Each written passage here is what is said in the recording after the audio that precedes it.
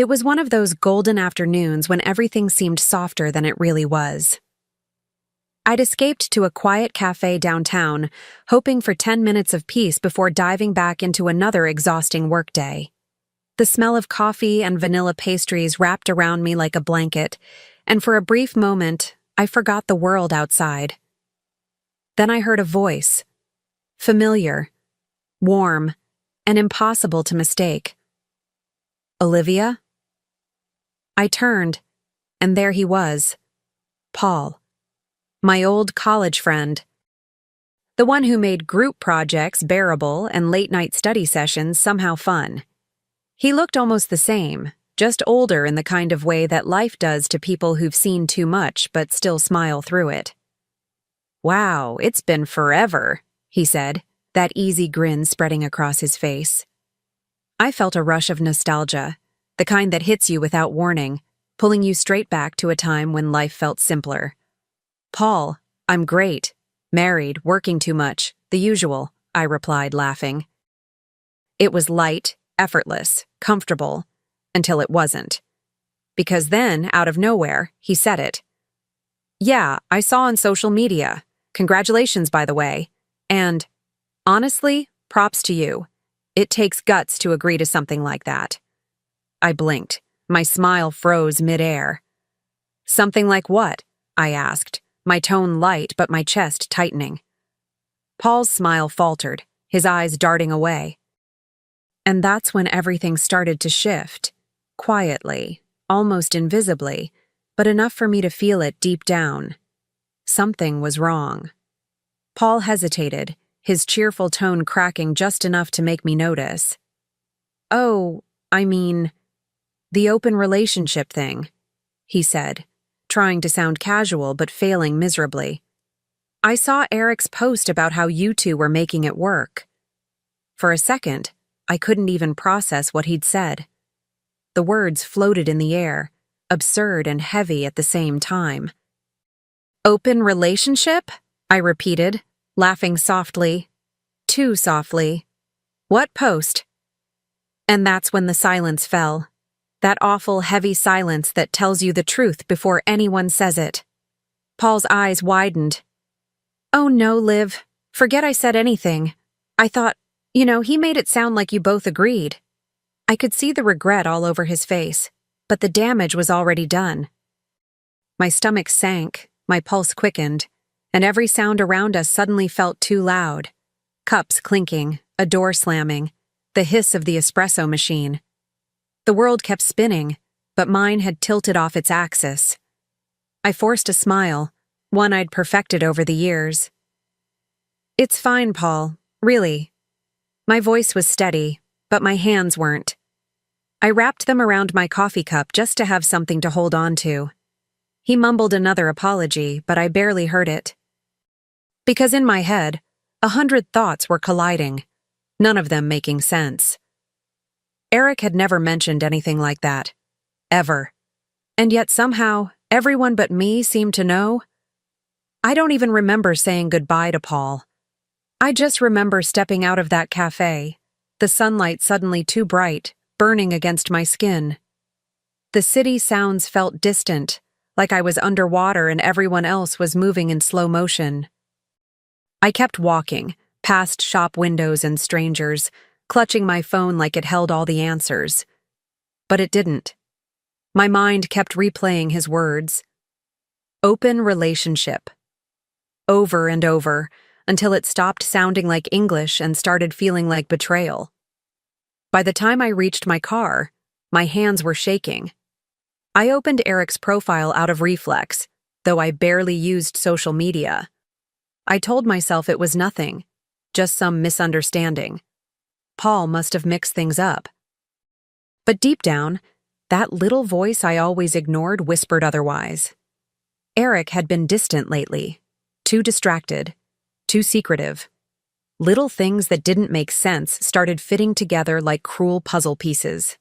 As I sat there, engine off, heartbeat racing, I realized something had shifted. It wasn't anger yet. Not fully. It was confusion laced with disbelief, the kind that makes your throat ache. Still, Beneath it all, something colder began to stir. A quiet certainty that whatever I was about to find out, it was going to change everything. That night, I couldn't sleep.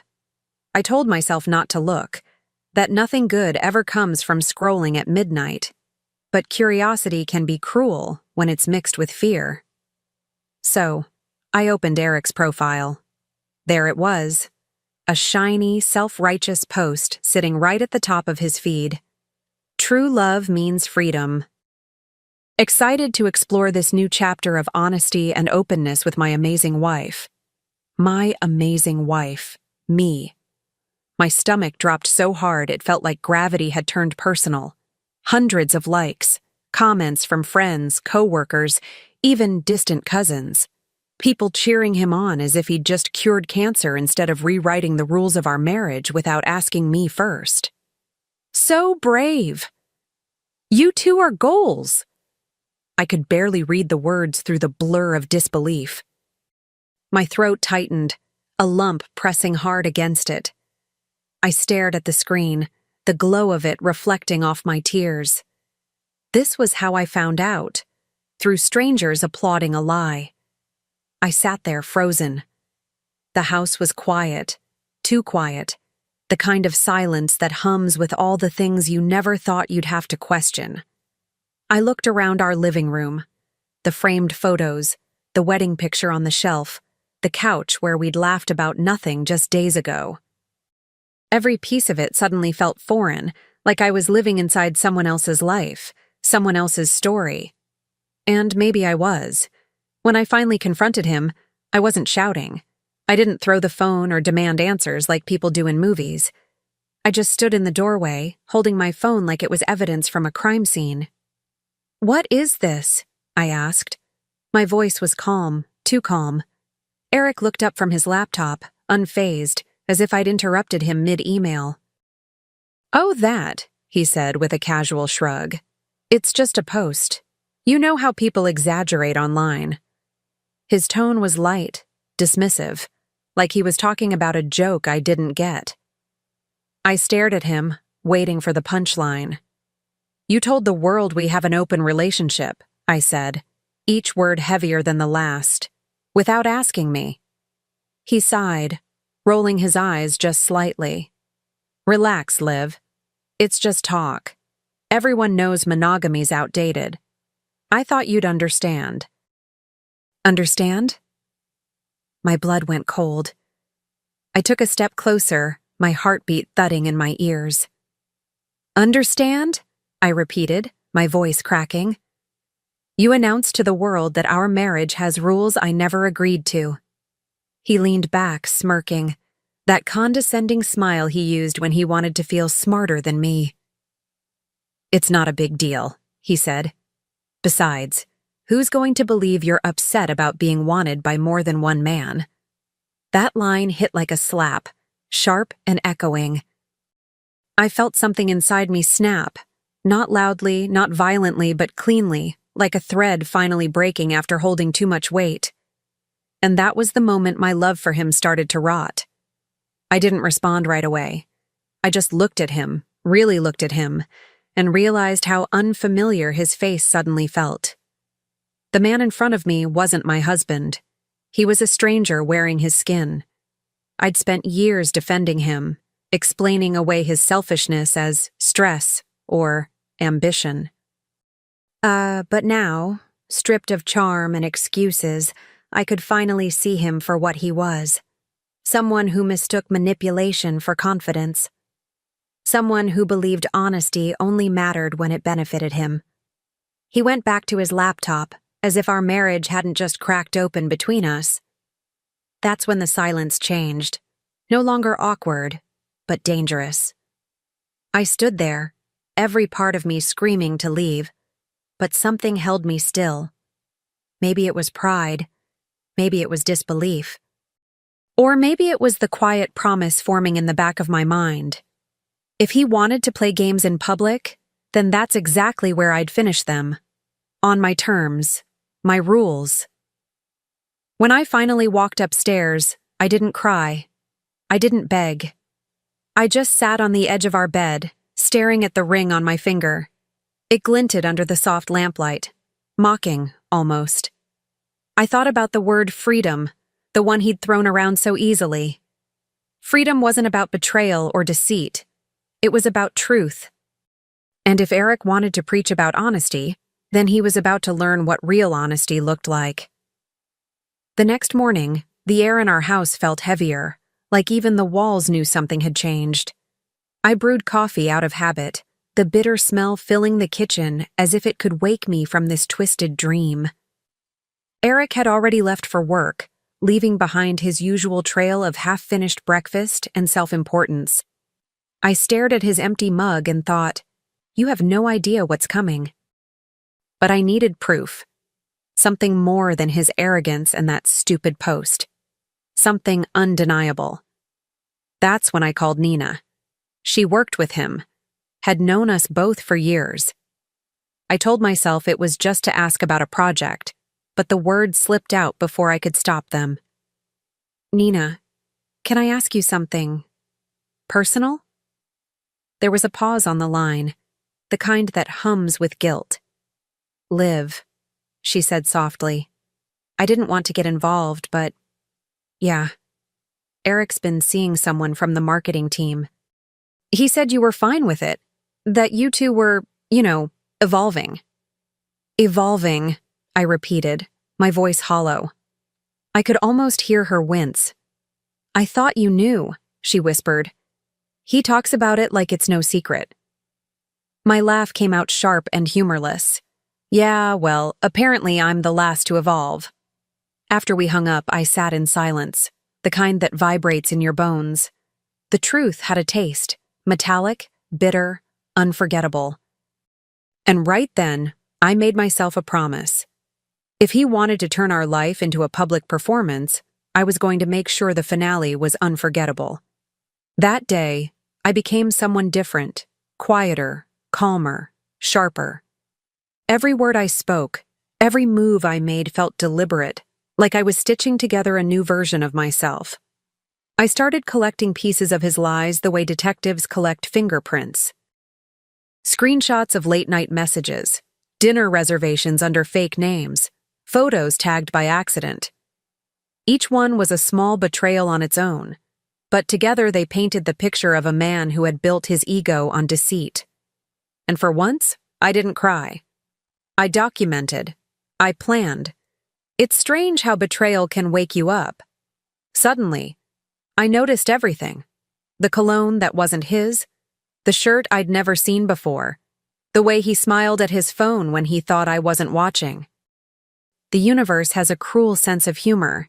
It always leaves clues for those brave enough to look. I'd spent years ignoring signs because I thought love meant trust. But love without respect is just self-delusion dressed up in pretty vows.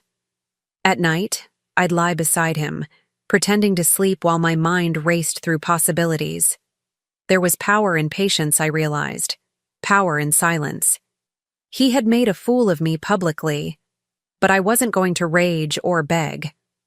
No, I was going to choose my moment. And when I did, it wouldn't just hurt. It would leave a mark he could never erase. A few days later, I saw him get ready for another one of his private dinners. He sprayed too much cologne, hummed a song that wasn't even his style, and left his phone charging on the counter. Unlocked. I didn't have to look, but I did. One message sat at the top of the screen. Can't wait to see you tonight. She really has no clue. My heart didn't drop this time. It hardened. Every ounce of hurt turned into focus. I took screenshots, sent them to myself, and put his phone back exactly where it was. He'd never know. Not yet. The next morning, while he smiled through breakfast like nothing had happened, I looked at him differently. He wasn't a husband anymore. He was a project, a case study in arrogance. He thought I was too kind, too trusting to ever fight back. That was his first mistake. You seem quiet lately, he said, taking a sip of coffee. I smiled, the kind of smile that hides storms.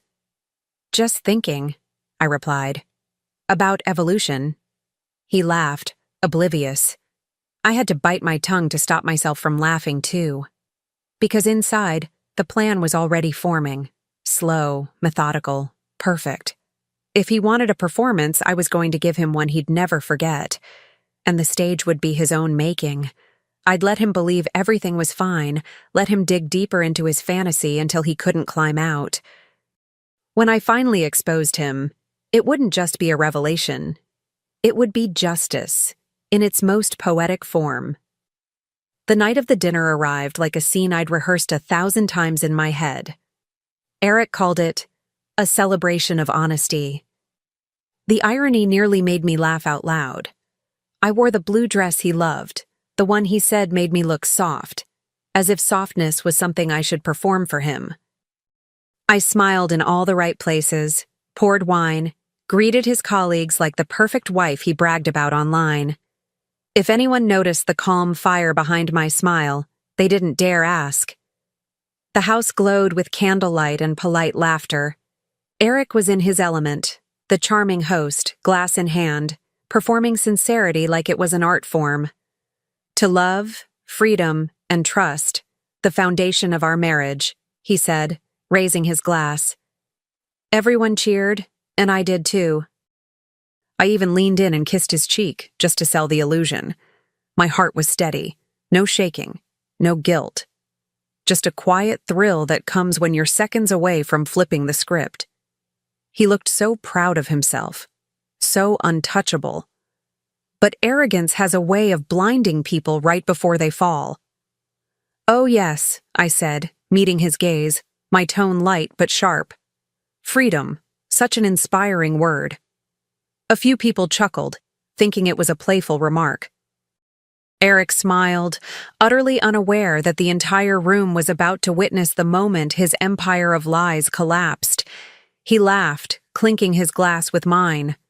"See? That's why she's amazing," he said to the group, pride dripping from every syllable. His friends smiled, a few women exchanging glances I couldn't quite read. I stood there, still smiling, waiting for that perfect moment when silence would be louder than his charm. "Since we're all being honest tonight," I began, my voice smooth and steady, "I should probably say something too." The laughter around the table dimmed, replaced by a quiet hum of curiosity. Eric froze for half a second, just long enough for me to see the flicker of uncertainty in his eyes. I held up my phone. "Eric forgot to mention," I said, my tone calm but cutting, "that while he's been preaching about freedom, he's also been enjoying it with someone from his office, without my knowledge. Or my consent." The room went still. Forks paused midair. Someone gasped. Eric's glass hit the table with a dull thud. His face drained of color. "What are you doing?" he hissed under his breath, his voice low and shaking. "What you should have done," I said. "Telling the truth." I placed my phone on the table and pressed play. His voice filled the room, smooth, confident, damning. "She'll never know. She's too busy playing wife." The words echoed against the walls, against his reputation, against every smug smirk he'd ever given me. And for the first time, Eric had nothing to say. Nothing at all. The silence that followed was deafening. You could hear the clock ticking in the hallway, the faint hum of the refrigerator. Every tiny sound suddenly felt monumental. Eric's mouth opened, then closed again, like a man gasping for air. His colleagues avoided eye contact, pretending to check their glasses, their plates, anything but him. I stood there, steady, the same woman he'd underestimated, only now holding the power he thought I'd never take back. "Freedom looks different when the curtain's pulled back, doesn't it?" I said quietly. He tried to recover, reaching for some kind of charm that might save him. "Olivia, let's talk about this privately," he muttered, his voice tight, cracking at the edges. "No," I said, shaking my head slowly. "You wanted honesty in public. Let's stay consistent." My tone wasn't angry. It was final. that kind of calm that terrifies people more than shouting ever could. Around us, no one moved. No one spoke. Every single person in that room was witnessing the truth. Raw, undeniable, irreversible. I picked up my bag and my coat, my hand barely trembling. "Dinner's over," I said softly, my voice carrying through the stunned quiet.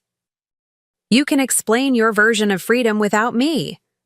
And with that, I walked out. The cool night air hit my skin like a baptism, sharp, clean, liberating. Behind me, the murmurs began, but ahead of me, for the first time in a long time, there was only silence. My silence. My freedom. The next morning, I woke up to the kind of quiet that feels earned. No buzzing phone, no anxious heartbeat waiting for an apology that would never come. Just stillness, and the faint satisfaction that justice had finally started to take shape. I brewed my coffee slowly, savoring the smell, the sound, the ritual of doing something just for me. Then I picked up the folder from the counter, filled with screenshots, messages, and evidence, and walked into my lawyer's office like a woman who had finally stopped apologizing for her own strength. He listened carefully as I told him everything, flipping through the pages like he was reading the script of a very expensive mistake. "Olivia," he said, looking up, "with what you have here, and that social media post, you're in a strong position. Defamation, emotional distress, public humiliation. You'll walk away with the house, assets, and a clean name." I smiled, not out of joy, but out of closure. "Good," I said. "He can keep his freedom. I'll keep everything else." It wasn't about revenge anymore. It was about balance being restored. As I left his office, I felt lighter, taller somehow. My steps echoed on the marble floor, and for the first time in months, I didn't feel like a supporting character in someone else's story. Eric had played his game in public, so I ended it there too. Let him deal with the whispers, the looks, the endless speculation at work. Me? I was done playing. I was rewriting. Word spreads fast in offices built on gossip and glass egos. Within days, Eric's perfect image began to crumble. His co-workers stopped laughing at his jokes. The same people who once called us relationship goals now whispered behind his back. The woman he'd risked everything for transferred departments. Apparently, she didn't find freedom quite as glamorous once it came with shame. And Eric? He tried to clean up the mess, deleting his post, pretending it had all been misunderstood. But you can't delete humiliation, not when it's earned. I didn't need to lift a finger. The universe was doing it for me, quietly and efficiently. Friends who once defended him started reaching out to me instead, offering support I didn't even ask for. My inbox filled with messages like, "You deserved better," and "Good for you, Liv." Every word felt like a stitch mending a part of me he'd torn. I wasn't vindictive. I was simply watching justice unfold in real time, and it was far more satisfying than anger ever could be. At night, I'd pour myself a glass of wine and sit by the window, watching the city lights flicker. I used to think revenge had to be loud, dramatic, fiery, but it doesn't. Sometimes it's quiet, graceful, and devastatingly efficient. It's signing papers with a steady hand while the man who underestimated you unravels in the background. And as each day passed, I realized that peace, real peace, was the most exquisite form of payback.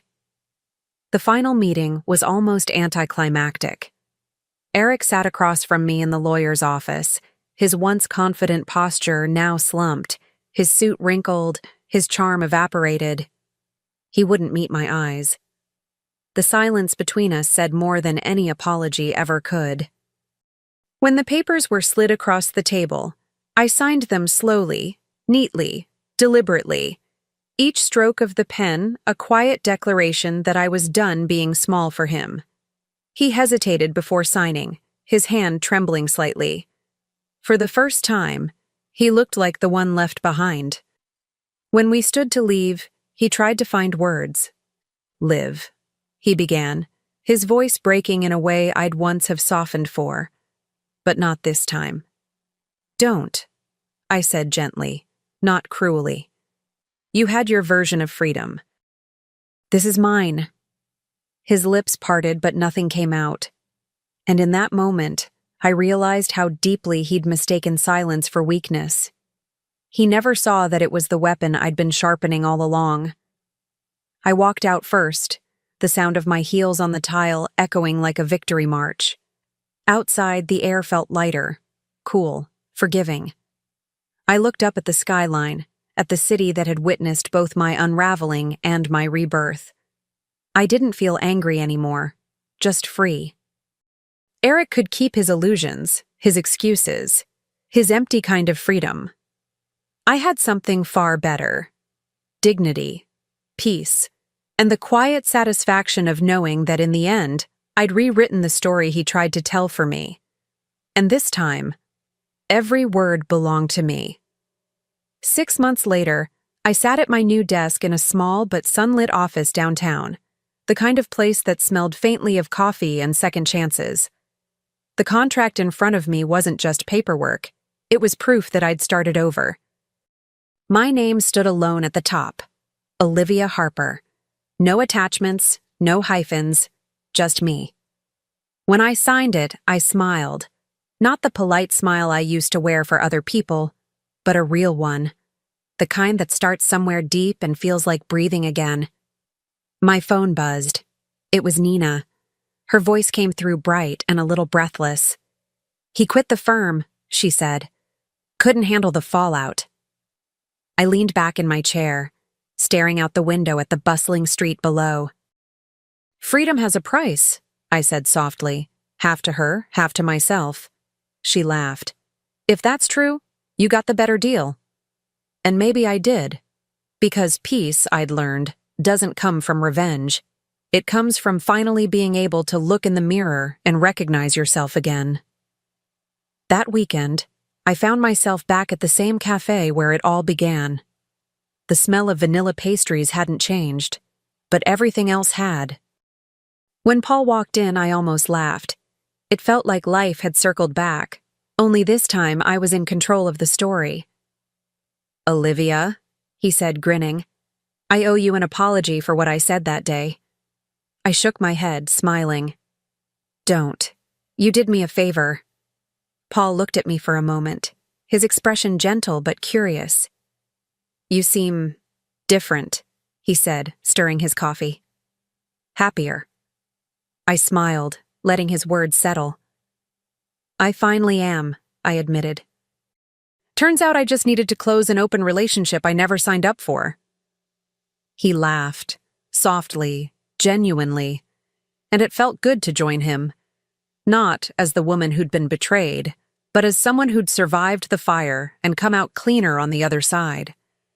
There was no bitterness left, just gratitude for the lessons that hurt enough to teach me who I was. We talked for hours about old college memories, about how time has a way of sanding down the sharp edges of life. And as I listened, I realized how long it had been since I felt light. Not careless, but free. The kind of freedom that doesn't need to be announced online or justified to anyone. The kind that simply is. When the afternoon sun started to fade, he offered to walk me home, and for once, I didn't overthink it. I just said yes. As we walked through the familiar streets, I noticed how everything looked different now. Not because the city had changed, but because I had. The noise, the crowds, the chaos, none of it felt overwhelming anymore. I had learned how to stand still within it all. And that, I realized, was the real gift. The ability to move forward without carrying the weight of someone else's lies. When we reached the corner where our paths split, Paul smiled. "You really seem at peace, Liv," he said. "I hope I get there someday." I smiled back, feeling the warmth of the evening sun against my face. "You will," I said. "Just stop trying to fix what was never yours to hold." He nodded, and we said goodbye. The kind that doesn't ache, the kind that feels like a door closing gently instead of slamming shut. I watched him walk away, realizing how rare it was to end something without pain attached to it. I turned toward my new apartment, the city buzzing softly around me. The streetlights blinked on one by one, and with each step, I felt more grounded, more myself. No more pretending. No more waiting for someone else to define my happiness. The air smelled like rain was coming, and for the first time in a long while, that didn't bother me. Rain meant renewal. It meant everything old was finally being washed away. As I reached my building, I looked back once more at the city that had witnessed both my heartbreak and my rebirth. I smiled. Not the practiced kind, but the one that comes when you finally understand that peace isn't the absence of chaos. It's choosing yourself in the middle of it. And with that, I walked inside, free, composed, and radiant. My story, at last, was entirely mine.